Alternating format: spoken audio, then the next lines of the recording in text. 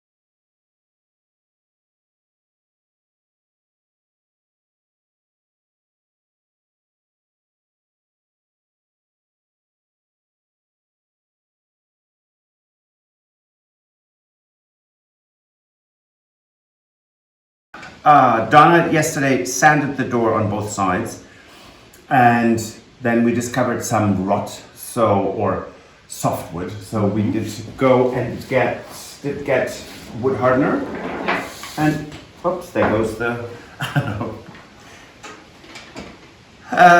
the brush. Anyway, so we ran out of wood filler yesterday. So these are a bit larger cracks.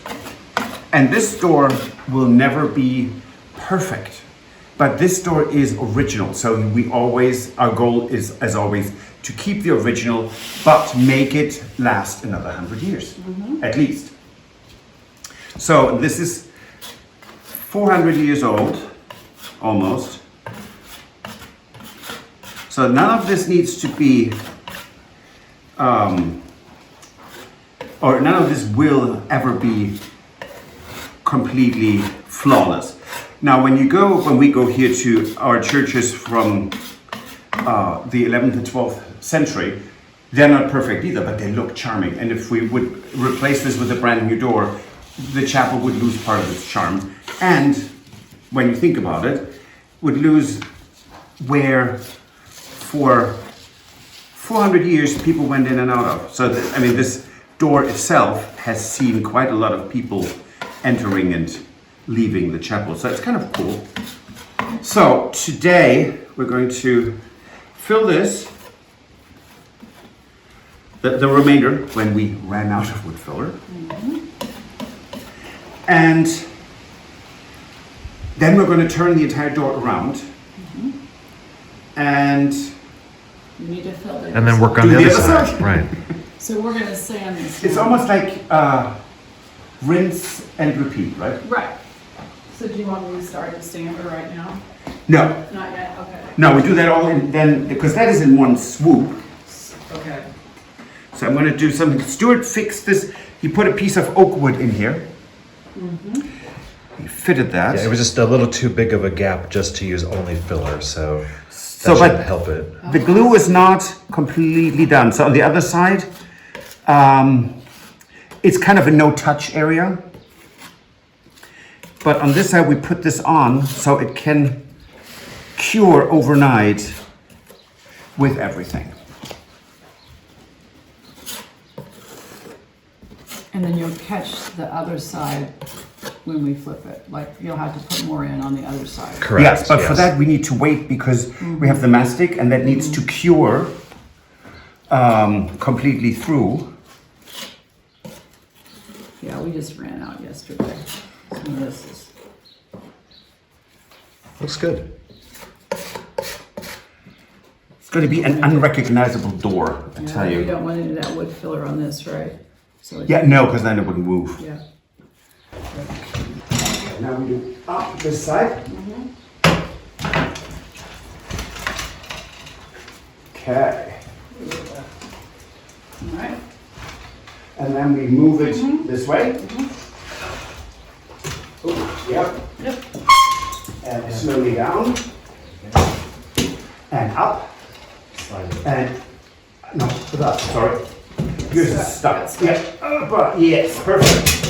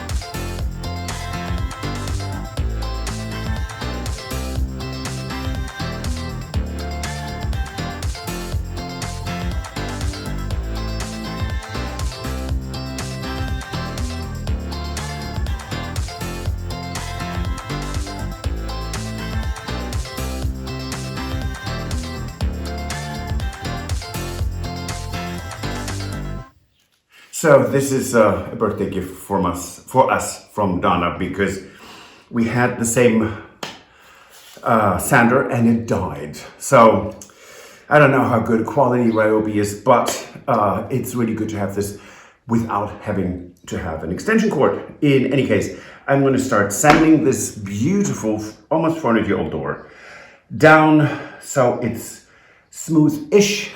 Then we're going to take it from there.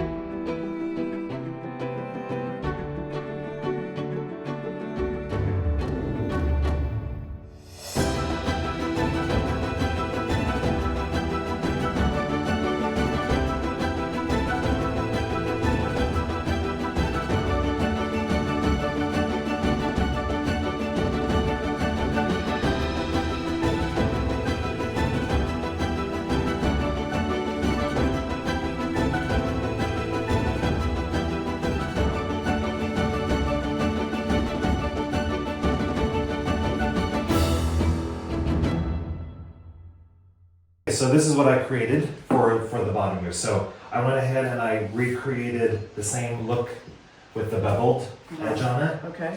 And so this is like the new skirting board now. So we're going to be able to cover up and protect the bottom edge. Okay. So this will go right in here. Nice.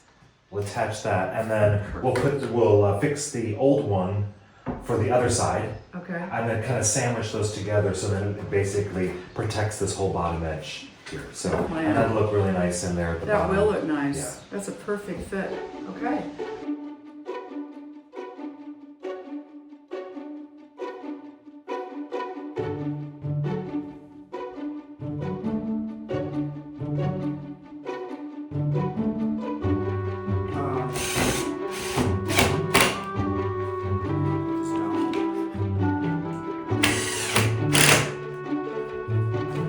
That's perfect. Wow, good job.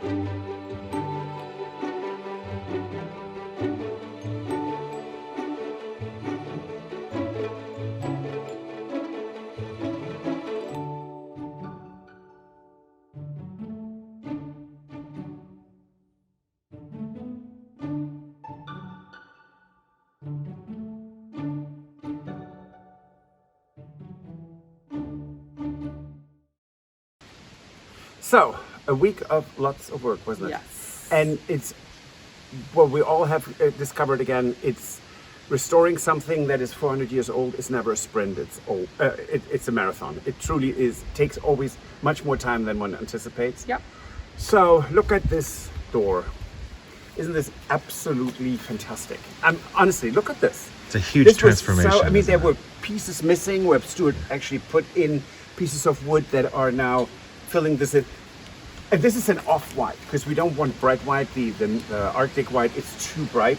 This is so nice. I have to admit, it is actually prettier and looks much better than I expected that it would. So there are still things to do. This is going to be black.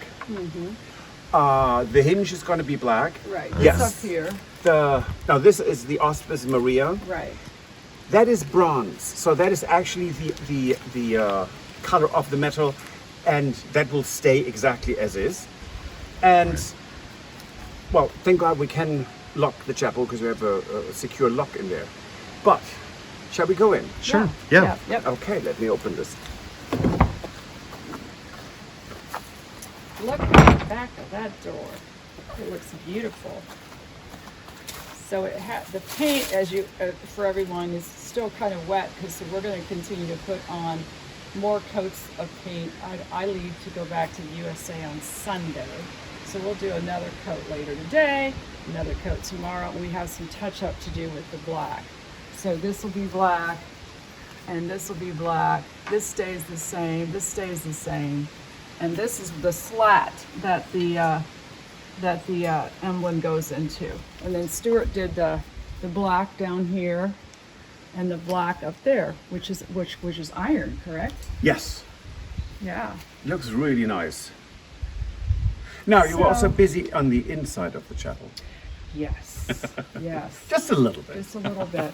Well, we continue to call out all the mats and just left what we can use. I did bring the cross back in and a few things that are precious to us. The statue of Mary that Stuart miraculously, amazingly restored. Unbelievable. That's one of my favorite episodes, is when he redid the hands of the Virgin Mary. And that is actually one of the stations of the cross that we found. Actually, one of the most painful ones is Christ carrying the crucifix. We don't have all the stations of the cross. We would love to find the others that even went with that. That's a hand painted, Yeah, right? was probably 18th century. Yeah. So so we're the next thing we're kind of thinking of we're going to do is, I have said, look, I'd really like to maybe get somebody that could plaster in here. We reached out to a couple people. I think Stuart and Patrick have so much to do. You know, it's just like they have to be able to get some help. So I've asked them to try to find a plasterer that would come in and really clean this up and plaster. And I think that person could also do a lot with the altar. You know, there's some repairs that we can have made here. We have to prepare it, right, to be able to put a new top on it. Yes, and what we found out, a lot of research, this gypsum square here is actually where the altar stone goes. Okay. And on top of that goes the marble. Okay. So you have the altar stone. Yes. All right. So that will be a whole episode on its own, chiseling that out, seeing how that all fits. Because then we need to repair the top. Yeah. Because there's, Yeah. It's there, you know, it needs to all come off. um, This actual top layer. we need to have, I mean, what is good you leave. Yeah. But then we need to really get this done because it's all plaster. Mm-hmm. So the outer layer is plaster, and this is stone and old tomates. So once this is done, which would be lovely, then we can put the outer stone back in and get a stonemason to make the marble top. And I would assume, well, we've never talked about color. It could also be limestone. Right. For the region, it's limestone. Or it could be white or gray marble. Right. I mean, there are many options. What we don't know is what would be historically correct for here. So that is going to be fun to go to a couple of, see if we can get into private chapels that are Right. the same age and see what they have, Right. what's historically accurate. We really want to do this right. And I know it compared to other chapels that you see on YouTube, this is a pretty rough chapel, but they really beat the crap out of it. They did. I mean, they didn't take care of it. They stripped it. I mean, at one time it was beautiful. No judgment though, because who knows what was going on at that time Right. in their lives, right? Who knows? It could have been a famine. It could have been, we don't know. We Absolutely. just know that they took everything out of here and sold it. And so talk about a bare bones project. Yes. Which is why it takes a long time. I hope y'all don't get too frustrated with it, but.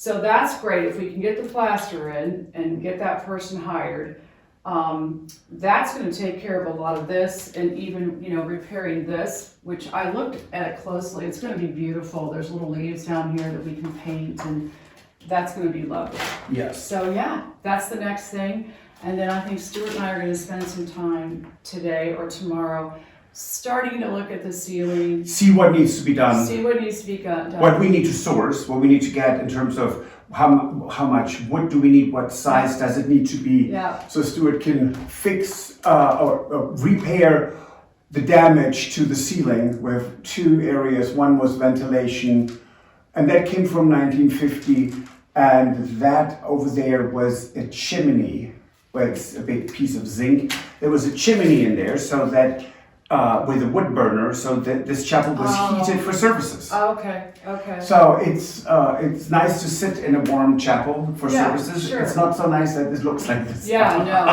right. Yeah, okay. And we did, and let me just say that again. So we have a window maker who we did ask to make. So we did order the two windows for these for the openings. Mm-hmm. So it will be just plain glass. So if we then get stained glass eventually, Mm-hmm. that will go behind it and be safe and secure. Mm-hmm. So that's I think that's really quite. It doesn't seem like a lot got done, no. but it Yeah. is Oh, a no, lot it done. is. And, Yeah. and that we have that you uncovered the original tomate floor, and so we need to now add. That is about. By the way, we kind of talked about what can we do, and that is something you and Stuart feel you can do with, Yes. with Tony. We love Tony. No, I mean the flooring Shout is out me. to Tony. No, the flooring is me. Oh, you? Yeah, You're that's Tony. me. I'm the floor guy. You're the floor guy. Okay. I enjoy doing it. It's a challenge, Okay. and I like these challenges. I've done the tomates upstairs in our bathroom, Sure. and this is great. But this makes it all way more doable because we know exactly what level this needs to be, and we leave the old sand and because this is old chalk and sand mixture that stays. That's already our foundation, so we don't need to worry about that. And then on top of that will go this will be we sprinkle water on it, and then we put the render on, and on that go the new tomatoes and wiggle them in so it's all nice and smooth-ish, and that's going to be fantastic. The other thing before we go is, we were talking last night, we don't think that the walls are pretty much, we think are just gonna be a solid color, right? Right. Yeah. But what we thought would be really neat is if we could take some kind of a stencil and do something inside each window. When you look at some of the other chapels, and again, we need to make it historically correct, but just to give it a little bit of the beauty to the windows, I think we could benefit either from painting the inside a different color, or we could put some kind of a stencil in there that represented, It's most probably floral, Yeah. what we have seen, Yeah, and yeah. Haute Forte, Haute-Rive, sorry, Richard and Melissa's chapel has these very pretty, and it's all very muted colors. It's nothing Yeah, bright. yeah. And I did find the blue for the ceiling, Yeah. so that once this is prepped, it can be painted. The ribs that are on the ceiling will be gold, and then we will have gold stars on it. Yep. So, and that will be a fundraiser. Yeah. But that's for another episode. Yeah. So, thank you for watching. This was a great week. Thank you, Donna, for your help. I'm It heading was back to the fantastic. USA on Sunday. Back to work, people. Have a wonderful weekend. Thanks for supporting us. And again, if you have been unsubscribed by YouTube, just check. You might be unsubscribed. Please resubscribe. We appreciate all your help. Thanks. If you enjoyed this video, please use the like feature to let us know. Also, don't forget to subscribe to our Journey to the Chateau YouTube channel if you would like to see more. Once you've subscribed, you can tap the notification bell in order to ring it, which will allow you to receive all notifications from our channel. Thank you.